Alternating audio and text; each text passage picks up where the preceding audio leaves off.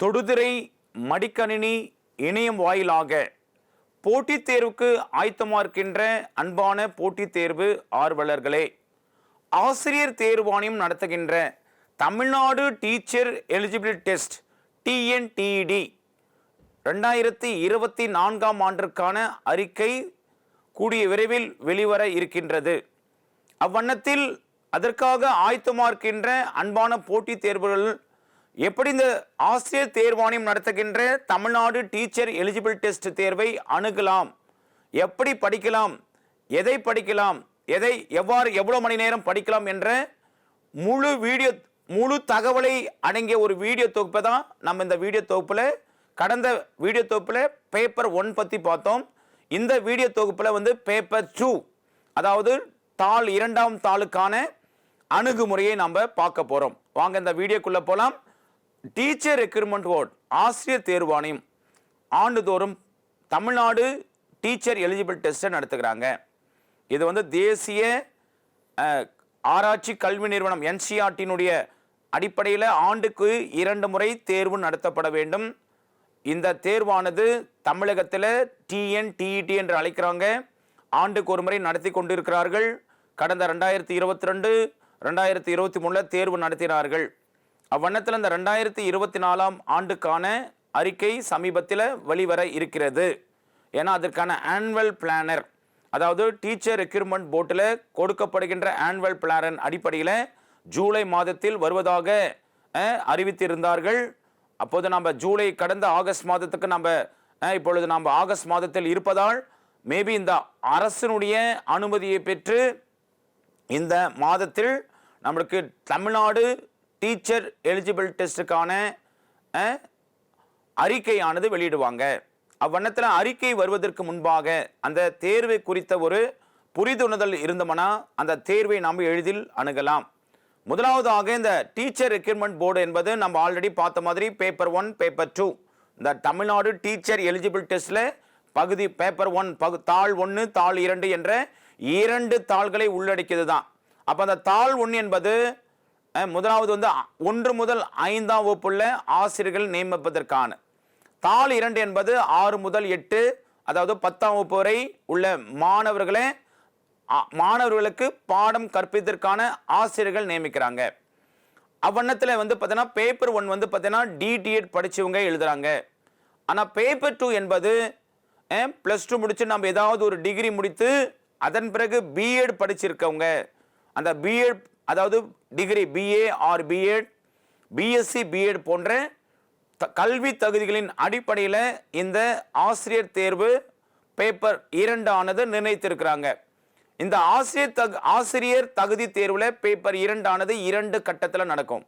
முதலாவது கட்டம் பார்த்தீங்கன்னா அறிவியல் பாடத்தை எடுத்தவர்கள், சைல்டு டெவலப்மெண்ட் அண்ட் பீடியாலஜி கல்வி உளவியல் சைக்காலஜி ஒரு பகுதியாகவும், இரண்டாவது லாங்குவேஜ் அதாவது தமிழ் லாங்குவேஜ் ஒரு பகுதியாகவும், மூன்றாவது லாங்குவேஜ் டு இங்கிலீஷ் ஒரு பகுதியாகவும், நான்காவது பகுதி மேத்தமெட்டிக் அண்ட் சயின்ஸ்.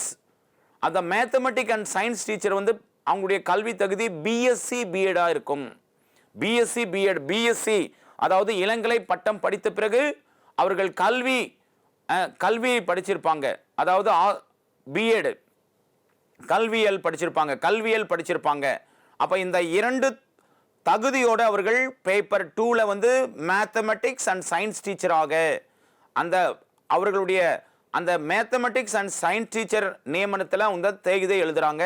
அவங்களுக்கான கேள்வித்தாள்களில் ஒன்லி சைல்டு டெவலப்மெண்ட் அண்டு பீடியாலஜி கல்வி உளவியலும், இரண்டாவது தமிழ் பாடம் மற்றும் ஆங்கில மொழி பாடங்களும், நான்காவதாக மேத்தமெட்டிக்ஸ் அண்டு சயின்ஸ் பாடங்கள் இடம்பெற்றிருக்கும். அப்போ அந்த சைல்டு டெவலப்மெண்ட் சைக்காலஜி 30 மதிப்பெண்கள் 30 கேள்வி, ஈவன் லாங்குவேஜ் தமிழ் 30 மதிப்பெண் 30 கேள்வி, ஈவன் ஆங்கிலம் 30 மதிப்பெண் 30 கேள்வி, இப்படி 90 மதிப்பெண்கள் முதல் 3 பாடத்திலும். இரண்டாவது ஃபார் மேத்தமெட்டிக்ஸ் அண்ட் சயின்ஸ் டீச்சரை பொறுத்தவரையும் மேக்ஸ் அண்ட் சயின்ஸ் 60 கேள்விகள் இடம்பெற்றிருக்கும். அந்த 60 கேள்விகளில் ஆஃப் ஆஃப் த பார்த்தீங்கன்னா மேத்தமெட்டிக்ஸும், அடுத்த ஆஃப் பார்த்தீங்கன்னா சயின்ஸாக இருக்கும். ஆக 60, அப்போ 30 30 கூட்டல் 30 90 + 60 150 மதிப்பெண்களை மேத்தமெட்டிக்ஸ் அண்ட் சயின்ஸ் டீச்சர் அந்த அந்த அடிப்படையிலும் அதே வந்து பார்த்தீங்கன்னா for social science teacher, social சயின்ஸை பொறுத்தவரையும் அவங்களுக்கு எப்படி இருக்குன்னா அதே சைக்காலஜி 30 மதிப்பெண், தமிழ் மொழி பாடம் 30 மதிப்பெண், ஆங்கில மொழி பாடம் 30 மதிப்பெண், அடுத்தது வந்து பார்த்தீங்கன்னா சோசியல் சயின்ஸ் பாடம், சமூகவியல் பாடம் வந்து 60 மதிப்பெண்கள் இடம்பெற்றிருக்கும். அப்போ அந்த 150 மதிப்பெண்களுக்கு 2 ஸ்ட்ரீமாக பேப்பர் 2ல 2 ஸ்ட்ரீமாக நடத்துகிறாங்க. For mathematic and science teacher maths and சயின்ஸையும், for social science teacher social சயின்ஸையும் நம்ம பாடத்திட்டங்களில் கேட்கப்பட்ட கேள்விகளில் 150 மதிப்பெண்கள், சேம் அதே 150 மதிப்பெண்கள் தான். அந்த 150 மதிப்பெண்களும் அதில் குறைந்த பைத்தமாக 82 மதிப்பெண்களை பெற்று இந்த தேர்வில் வெற்றி அடைவர்களே அடுத்த ஒரு தேர்விற்கு, அதுதான் நியமன தேர்வு. அப்போ சேம் அதே பாடம் தான். இதில் நம்ம பிஎட்ல படித்தேன், பிஎட் பாடத்தில் படித்த சைக்காலஜி சிலபஸை, கல்வி உளவியல் பாடத்தை நாம் முதலாவதாக கல்வி உளவியலுக்கு நாம் அணுக வேண்டும். அப்போ இந்த இடத்துல பொறுத்தவரையும் நம்மளுக்கு ஃபர்ஸ்ட் யூனிட் எப்படி கொடுத்துருக்காங்க பாருங்க, growth and development of child. இதை வந்து பார்த்தீங்கன்னா இந்த சிலபஸ் எப்படி பிரேம் பண்ணியிருப்பாங்க, சிலபஸ் வந்து relevant to age group 6 to 11 கொடுத்து அதில் குறிப்பாக growth and development of the child அப்படின்ற ஒரு யூனிட்டும், இரண்டாவது unit theory of child development, மூன்றாவது attention, perception and memory, நான்காவது மோட்டிவேஷன் அண்ட் லேர்னிங், ஐந்தாவது யூனிட் வந்து பார்த்தீங்கன்னா சைக்காலஜியில் இன்டெலிஜென்ட் அண்ட் கிரியேட்டிவிட்டி, ஆறாவது யூனிட் பர்சனாலிட்டி, ஏழாவது வந்து socialising agency of child development, எட்டாவது யூனிட் பெடியாலஜி கன்சைஸ் பார்ட் 1, ஒன்பதாவது யூனிட் வந்து நம்மளுக்கு பெடியாலஜி கன்சைஸ் பார்ட் 2 கொடுத்துருக்குறாங்க, பத்தாவது வந்து பார்ட் 3 கொடுத்துருக்குறாங்க. அப்போ மொத்தம் நம்மளுக்கு 10 யூனிட்டுகளை உள்ளடக்கியது தான் இந்த சைல்டு டெவலப்மெண்ட். குறிப்பாக கல்வி உளவியல், கல்வி உளவியலில் நம்மளுக்கு 10 யூனிட்டை சைல்டு டெவலப்மெண்ட் அண்ட் பெடியாலஜி என்று கொடுத்து பேப்பர் 2ல குறிப்பாக கிளாஸ் 6 முதல் 8ஆம் வகுப்பு மாணவர்களுக்கு ஆசிரியராக நியமிக்கப்படுவதற்கான கல்வி உளவியல் பாடம் 10 யூனிட்டுகளை உள்ளடக்கியது. அப்போ அந்த 10 யூனிட்லையும் சைக்காலஜிலேருந்து நம்மளுக்கு 30 கேள்விகள் கேட்பார்கள்.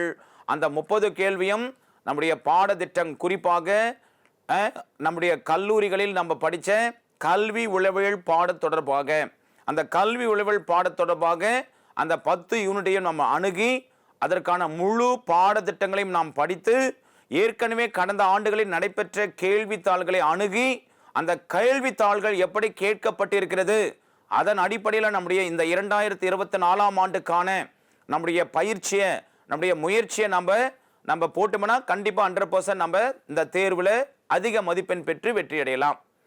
அப்போது பெஸ்ட்டு என்னன்னா, ஏற்கனவே நடந்த ப்ரீவியஸ் இயர்ஸ் கொஸ்டின் பேப்பரையும் பாடத்திட்டங்களை நம்ம அணுக வேண்டும். இதை தான் நம்ம கல்வி உளவியல்ல memory is equal to SQ3R என்ற ஒரு ஃபார்முலாவை படிப்போம். நம்ம நினைவை மேம்படுத்தணும். ஏன்னா நம்ம வருஷம் ஃபுல்லாக படிக்கிறோம், ஆனால் தேர்வு நம்மளுக்கு ஒரு 3 மணி நேரம் தான். அப்போ நம்ம தேர்வுக்கு நம்ம படிக்கின்ற அணுகுமுறை எப்படி இருக்க வேண்டும் என்றால், அதை நம்ம ஷார்ட் டேர்ம் மெமரியில் படிக்கக்கூடாது, அதை ஒரு லாங் டேர்ம் மெமரியில் படிக்க வேண்டும். அப்போ அந்த லாங் டேர்ம் மெமரிக்கு நம்முடைய அக்குமுலேஷன் ஆஃப் நாலேஜில் படிக்கணும். ஏன்னா நம்ம பாடத்திட்டங்களை முழுவதுமாக படிக்கிறோம். குறிப்பாக பார்த்தீங்கன்னா சைக்காலஜின்னு ஒரு பாடத்தை படிக்கிறோம், தமிழ் மொழி பாடம், ஆங்கில பாடம், அதோடு சேர்ந்து கணக்கு மற்றும் அறிவியல் பாடத்தோட, அதே சோசியல் சயின்ஸில் இருக்கிறவங்க சமூகவியல் பாடத்தை படிக்கிறோம். அந்த சமூகவியலில் தான் நம்மளுக்கு வரலாறு, ஈவன் புவியியல், குடிமியல், பொருளியல் என்ற 4 பாடத்தை உள்ளடக்கியது. அதே தான் அறிவியலில் பொறுத்தவரை இயற்பியல், வேதியியல், தாவரவியல், உயிரியல் என்ற 4 பாடத்தை உள்ளடக்கிறது. இப்படி எண்ணற்ற தலைப்புகளில் இருக்கிற பாடங்கள் எல்லாம் முழு பாடங்களையும், குறிப்பாக தமிழ் மொழி பாடம், ஆங்கில மொழி பாடம், கணக்கு பாடம், அறிவியல் பாடம், சமூகவியல் பாடம், சைக்காலஜி பாடம், இப்படி எல்லா பாடத்திலிருந்து நம்ம கேட்கப்படுற கேள்விகளை நாம் எளிதில் அணுகுவதற்கு நம்முடைய கற்றலுடைய கேட்டலே நன்றி என்ற கான்செப்டோட, ரெண்டாவது வந்து நம்முடைய அணுகுமுறை வந்து பார்த்தீங்கன்னா படித்ததை நினைவில் கொள்வது, தேர்வு நோக்கத்தின் அடிப்படையில் நாம் நினைவு வைத்திருந்தால் இந்த தேர்வை எளிதில் அணுகலாம். அதற்காக தான் மெமரி, நம்முடைய நினைவு மேம்படுத்தப்பட வேண்டும், நம்முடைய நாலேஜ் அக்குமுலேஷன் ஆக வேண்டும். அந்த அக்குமுலேஷன் ஆஃப் நாலேஜை பொறுத்தவரையும் நம்ம படித்ததை நினைவுபடுத்தி பார்க்க வேண்டும். குறிப்பாக அந்த SQ3R என்பது மெமரி, அந்த S என்பது சர்வே. சர்வே என்றால் நோட்டம் விடுதல். அந்த நோட்டம் விடுதல் என்னென்றால் ஏற்கனவே நம்ம பாடத்திட்டத்தையும் நம்மள கேட்கப்பட்ட கடந்த சில ஆண்டுகளில் கேட்கப்பட்ட கேள்வித்தாள்களையும் நம்ம அணுகி பார்க்கணும். அதான் நோட்டமிடுதல். ரெண்டாவது கொஸ்டினிங், வினா எழுப்பி பார்க்கணும். வினா எழுப்பி எப்படி கேட்கிறாங்கள், எப்படி நம்ம பாடத்திட்டத்துக்கு உட்பட்ட கேள்விகள் எப்படி இடம்பெறுகிறது, அறிவியல் பாடத்தில் என்ன கேள்விகள் கடந்த ஆண்டுகளில் கேட்டிருக்காங்க, கணித பாடத்தில் என்ன கேள்வி கேட்டிருக்காங்க, ஆங்கில பாடத்தில் எப்படி கேட்டிருக்காங்க, தமிழ் பாடத்தில் எப்படி கேட்டிருக்காங்க போன்ற அணுகுமுறையோட கேள்வித்தாள்கள் எப்படி கடந்த சில ஆண்டுகளில் கேட்கின்றார்கள் என்ற ஒரு அணுகுமுறையோடு அந்த கொஸ்டினிங் நாம் அணுகணுமானா, அந்த கொஸ்டினிங் நம்ம வினா எழுப்போம் என்றால் பாடத்திட்டத்திற்கு உட்பட்ட சிலபஸோடு கடந்த சில ஆண்டுகளில் கேட்கப்பட்ட கேள்வியோட நம்ம அணுகும் போது நாம் இந்த சைக்காலஜி பாடத்தையும் இல்லாமல் மற்ற எல்லா பாடங்களிலும், மொழி பாடங்களிலும், முக்கிய பாடங்களிலும் நாம் எளிதில் அணுகி தேர்வை வெற்றி பெறுவதற்கான ஒரு உத்தியை நாமளே தயாரித்துக் கொள்ளலாம். அப்போ இரண்டாவது அணுகுமுறை கொஸ்டினிங். மூன்றாவது 3 ஆர்ன்னு சொன்னேன். அதில் முதல் ஆர் பார்த்தீங்கன்னா ரிசைட், RECITE. ரிசைட் என்றால் வாய்விட்டு படித்தல். அப்போ நம்ம நினைவை மேம்படுத்துவதில் ஒரு முக்கியமான ஒரு உத்தி என்னென்றால் நாம் வாய்விட்டு படிக்கணும். குறிப்பாக பாடத்திட்டங்களை எளிதில் மனதில் புரிந்து கொள்வதற்கு நம்ம மக்கப் பண்ணுறதை விட நம்ம புரிந்து கொண்டு அந்த நினைவை மேம்படுத்துவதில் ஒரு உத்தி தான் ரிசைட், வாய்விட்டு படிக்கணும். ரெண்டாவது ரிப்பீட், திரும்ப திரும்ப படிக்க வேண்டும். இப்போ மெமரிக்கு ஆப்போசிட் என்று நம்ம எடுத்துக்கினா அதுக்கு ஃபர்கெட். அப்போ நினைவை நம்ம எப்படி நம்மளுக்கு நினைவு எதிர்ச்சொல் என்றால் மறதி. அப்போ மறதி நம்மளுக்கு எப்பொழுது ஏற்படுகிறது? மறதி நம்ம ஏற்கனவே படித்த பாடங்களை நாம் மீண்டும் படித்து பார்க்கவில்லை என்றால், மீண்டும் நாம் அதனை நாம் எடுத்து அதை ரீகால் பண்ணவில்லை என்றால், நாம் திரும்ப திரும்ப என்று படிக்கவில்லை என்றால் நம்மளுக்கு அது மறதியாக மாறிடும். அப்போ நம்ம படிக்கிறது எல்லாமே காம்படிட்டிவ் எக்ஸாம், போட்டித் தேர்வு. அப்போ போட்டித் தேர்வுக்கு நம்ம என்ன பண்ணோம்னா நம்முடைய படித்த நினைவுகளை மேம்படுத்திக் கொள்வது சால சிறந்தது. ஆகவே இரண்டாவது ஆர் என்பது ரிப்பீட், திரும்ப திரும்ப படிக்கணும். மூன்றாவது ஆர் என்றனால் ரிவ்யூ. நாம் ஏற்கனவே படித்த நினைவுகளை, ஏற்கனவே படித்த ஃபேக்டுகளை, ஏன்னா நம்ம ஏற்கனவே படித்த எல்லா பாடத்திட்டங்களையும் நாம் ரிவ்யூ பண்ணி மீள் பார்வை செய்து பார்க்க வேண்டும். இதுதான் மூன்றாவது ஆர். அப்போ பார்த்தீங்கன்னா இந்த SQ3Rல சர்வே பண்ணணும். ரெண்டாவது கொஸ்டினிங், மூன்றாவது ஆர் ஃபார் ரிசைட், இன்னொரு ஆர் ஃபார் ரிப்பீட், இன்னொரு ஆருக்கு ரிவ்யூ என்று பெயர். அப்போ இந்த அணுகுமுறையை நாம் அணுகுமானால் முதலாவது பாடத்திட்டங்களை நாம் புரிந்து கொள்ள வேண்டும். இரண்டாவது பார்த்தீங்கன்னா நம்ம கடந்த சில ஆண்டுகளில் கேட்கப்பட்ட கேள்விகளை நாம் புரிந்து கொள்ள வேண்டும். இப்படி நம்ம அணுகும்போது அழகாக எல்லா பாடத்திட்டங்களிலும் நம்ம நிறைய மதிப்பெண்களை பெற்று 100 மதிப்பெண்கள் மேலே பெற்று நம்ம எளிதில் வெற்றி அடையலாம். அந்த அணுகுமுறை தான் ரொம்ப, அப்ரோச் தான் ரொம்ப முக்கியம். போட்டித் தேர்வு பொறுத்தவரையும் பெஸ்ட் கோச்சிங் இன்ஸ்டியூஷனா ப்ரீவியஸ் இயர்ஸ் கொஸ்டின் பேப்பர். அந்த கொஸ்டின் பேப்பர் தான் நம்மளுக்கு கைட் பண்ணும். அதான் நம்மளை எப்படி படிக்கணும், எதை படிக்கணும், எப்படி படிக்கணும், எப்படி கேள்வி கேட்டுக்கிறாங்க என்ற ஒரு அணுகுமுறையை நம்மளுக்கு தெரியும். ஆகவே இந்த சைல்டு டெவலப்மெண்ட் அண்ட் பீடியாலஜி கல்வி உளவியலை பொறுத்தவரையும் 30 மதிப்பெண் எடுப்பதற்கு எளிமையான வழி என்றால் முழு பாடத்திட்டத்தை நாம் புரிந்து கொள்ளணும். அந்த முழு பாடத்திட்டத்தில் குறிப்பாக பாருங்க, இந்த இரண்டாவது கடைசி 10வது யூனிட்ல நம்மளுக்கு நிறைய சிலபஸ் அந்த சைல்டு டெவலப்மெண்ட்ல கொடுத்துருக்குறாங்க. அதாவது பீடியாலஜி கான்செப்ட்ஸ் பார்ட் 3ல பாருங்கன்னா நம்மள நிறைய இன்ஸ்டியூஷன் எல்லாம் கொடுத்துருக்குறாங்க. அதில் குறிப்பாக பாருங்க இன்ஃபர்மேஷன் கம்யூனிகேஷன் டெக்னாலஜி, ஈவன் அதோட சேர்த்து பார்த்தீங்கன்னா இந்த national curriculum framework 2005, right to education act 2009, அனைவர் கல்வி சட்டம், இதன் அடிப்படையில் தான் நமக்கு டெட் எக்ஸாமே கால்பர் பண்ணுறாங்க இல்லையா? அப்போ ரைட் டு எஜுகேஷன் ஆக்டுடைய சைலண்ட் ஃபியூச்சர் எல்லாம் தெரியணும். இந்த கல்வி அந்த கல்வி சட்டம் எப்போ கொண்டு வந்தாங்க? 86வது கான்ஸ்டியூஷனல் அமெண்ட்மெண்ட் 2002ல் குறிப்பாக அடிப்படை கடமையில 11வது கடமையாக சேர்க்கிறாங்க. ஏன்னா இந்த கல்வி மட்டும் தான் ஆர்டிகல் 21A குறிப்பாக எலிமெண்ட்ரி எஜுகேஷன். அந்த எலிமெண்ட்ரி எஜுகேஷன் தான் 6 முதல் 14 வயதுக்குட்பட்ட குழந்தைகளுக்கு இலவச கல்வி கொடுக்கணும் என்பது கடமையாக கருதப்படுறாங்க. இது அடிப்படை உரிமையாக சொல்றாங்க.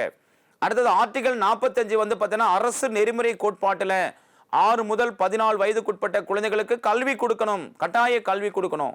அதே அடிப்படை கடமை என்று சொல்லப்படுற ஃபண்டமெண்டல் டியூட்டியில் 51A கடைசி 11வது டியூட்டியாக சேர்க்கிறாங்க. அப்போ இந்திய அரசியல் அமைப்பில் article 21A, article 45, even article 51A குறிப்பாக 11வது கடமையாக ஒவ்வொரு பெற்றோரும் தன்னுடைய பிள்ளைகளுக்கு கட்டாய கல்வி 6 முதல் 14 வயதுக்குட்பட்ட குழந்தைகளுக்கு கல்வி கொடுப்பது ஒருவருடைய பெற்றோருடைய கடமை என்று சொல்லியிருக்கிறாங்க. அப்போ இந்த சிலபஸை நீங்கள் சிட்டு சிலபஸாக நம்ம படிக்கும்போது இந்த சைக்காலஜி பாடத்தில் எப்படியெல்லாம் கேள்வி கேட்டிருக்காங்க என்ற அணுகுமுறையை அணுகி தேர்வை நம்ம எளிதில் வெற்றி பெறலாம். இது சைக்காலஜி ரிலவெண்ட்டாக. அப்போ சைக்காலஜி பாடத்தை நம்ம எங்கே அணுகலான்னா, நம்ம ஆல்ரெடி பிஎட் தேர்வில், அதாவது கல்வியில் நம்ம படித்த அந்த புத்தகத்தின் கல்வி உளவியல் பாடத்தில் குறிப்பாக கடந்த சில ஆண்டுகளில் கேட்கப்பட்ட கேள்வியெல்லாம் கூட அதுக்கு ஒரு பேஸ் எதுனா கல்வி உளவியல் பை நாகராஜ் அவருடைய புத்தகத்தை நம்ம பார்க்கலாம். அவருடைய புத்தகம் சதாசிவம், ஈவன் வந்து பார்த்தீங்கன்னா மீனாட்சி சுந்தரம் போன்ற ராம் பதிப்பகத்தில் அதிகமான அந்த கல்வி உளவியல் சம்பந்தமான பாடத்திட்டங்கள் நமக்கு மார்க்கெட்டில் அதிகமாக கிடைக்கிறது. அப்போ அந்த பாடத்திட்டங்களோடு பழைய தேர்வுத்தாள்களை அணுகணும்னா இந்த இதுவும் நம்ம பார்க்கலாம்.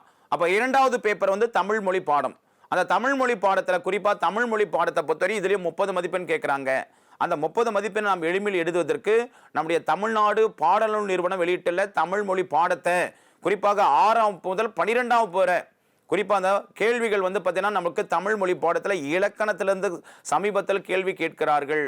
அப்போ புத்தகத்தில் நாம் இலக்கணம், இலக்கியம், தமிழ் அறிஞரும், தமிழ் தொண்டும், ஈவன் செய்யுள், கவிதை, மொழித்திறன் போன்ற எல்லா பாடங்களிலும் தமிழ்நாடு பாடநூல் நிறுவனத்தில் இடம்பெற்றிருக்கின்ற 6ஆம் வகுப்பு முதல் 12ஆம் வகுப்பு வரை தமிழ் பாடத்தை நம்ம படிச்சோம்னா நல்ல மதிப்பெண் 30க்கு 30 மதிப்பெண்களும் பெற்று நாம் இந்த டெட் பேப்பர் 2ல நாம் எளிதில் வெற்றி அடையலாம்.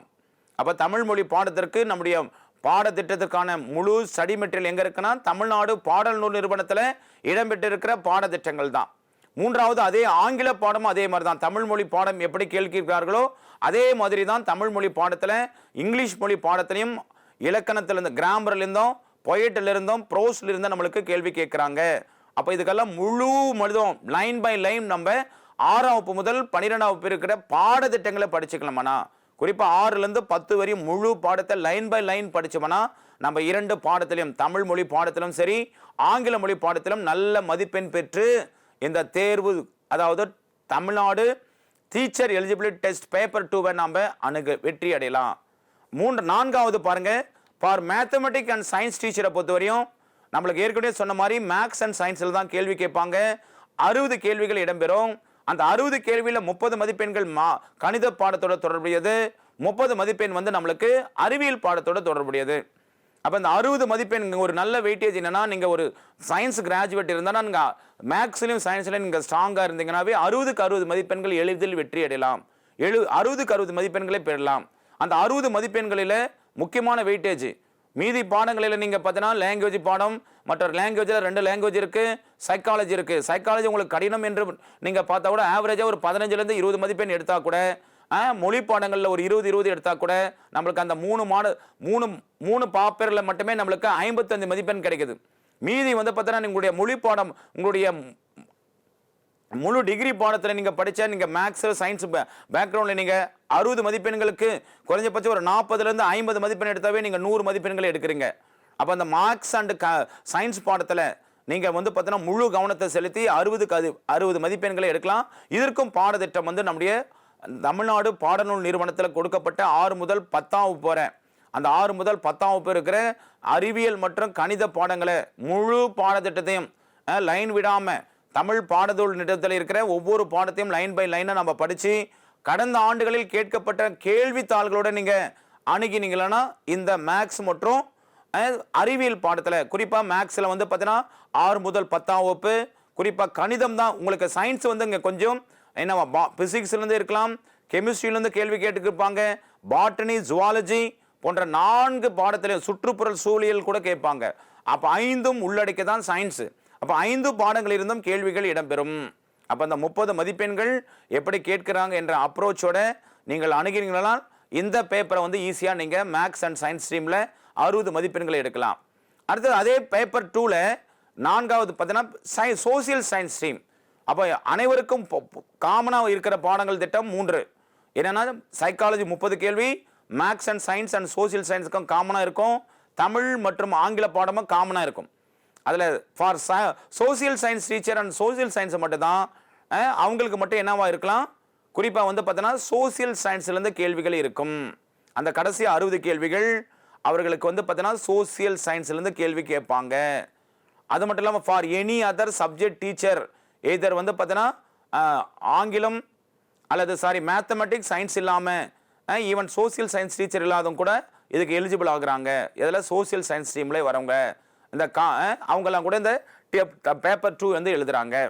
அப்போ இந்த சோசியல் சயின்ஸை பொறுத்தவரையும் 6 முதல் அதே 10ஆம் வகுப்பு வரை பாடம். குறிப்பாக வந்து பார்த்தீங்கன்னா அதில் வரலாறு, புவியியல் மற்றும் குடிமியல் மற்றும் வந்து பார்த்தீங்கன்னா பொருளியல் பாடங்களை உள்ளடக்கிய 60 கேள்விகள் எனப்படும். அந்த 60 கேள்வியில் நீங்கள் 60 மதிப்பெண்களும் பெறலாம். கடந்த சில கேள்விகள் எல்லாம் எப்படி கேட்டிருக்காங்கன்னா எல்லா கேள்விகளுமே இப்போ எக்ஸாம்பிள் பாருங்கள், இந்த கேள்வித்தாளில் ஏதாவது பேப்பர் 2ல மேக்ஸ் அண்ட் சயின்ஸ் டீமில் இருக்கிறவங்க அப்போ 30 கேள்வி வந்து நம்மளுக்கு எதில் தான் இருக்கும்? ஃபஸ்ட்டு 30 கேள்வி வந்து சைக்காலஜியில் தான் இருக்கும் இல்லையா? அடுத்த 30 கேள்வி வந்து பார்த்தீங்கன்னா தமிழ் மொழி பாடம். அடுத்த 30 கேள்வி வந்து பார்த்தீங்கன்னா உங்களுக்கு ஆங்கில மொழி பாடம். அடுத்த 90லேருந்து உங்களுக்கு வந்து பார்த்தீங்கன்னா 91லேருந்து 150 வரை உங்களுக்கு சயின்ஸ் மொழி பாடத்தில் இருக்கும். அப்போ சயின்ஸில் வந்து பார்த்தீங்கன்னா முதல் 30 கேள்விகள் வந்து உங்களுக்கு கணித பாடத்தில் இருந்தோம். அடுத்த 121லேருந்து 121லேருந்து உங்களுக்கு எதில் இருக்குன்னா அறிவியல் பாடத்திலேருந்து கேள்விகள் இருக்கும். அறிவியல் பாடத்திலேருந்து உங்களுக்கு கேள்விகள் கேட்டிருப்பாங்க இல்லையா? அப்போ அறிவியலில் குறிப்பாக உங்களுக்கு 2த்துலேயும் கேட்பாங்க. எதில் கேட்பாங்க? 30 மதிப்பெண் அதாவது கணித பாடத்திலிருந்தும் மீதி 30 மதிப்பெண் அறிவியல் பாடத்திலிருந்தும். அந்த அறிவியல் பாடம் உங்களுக்கு இயற்பியல், வேதியியல் மற்றும் உயிரியல், அந்த உயிரியலில் தாவரவியல், ஈவன் வந்து தாவரவியல் அதோடு சேர்ந்து விலங்கியல் என்ற ரெண்டுமே கிடைக்கும் இல்லையா? இப்போ எக்ஸாம்பிள் பாருங்கள், ஈஸ்டின் இரு சொல் பெயர். ஈஸ்ட் வந்து பார்த்தீங்கன்னா ஈஸ்டுடைய இரு சொல் பெயர் என்னன்னு கேட்குறாங்க இல்லையா? அந்த மாதிரி கேள்விகள் நம்மளுக்கு இடம்பெறும். அப்போ அறிவியல் பெயரெல்லாம் நம்மளுக்கு அறிவியல் பாடத்துலேருந்து கேள்வி கேட்குறா பாருங்க. ஈஸ்டின் binomial of yeast, Aspergillus niger, Bacillus megaterium, Cephalosporium அரேனியம்.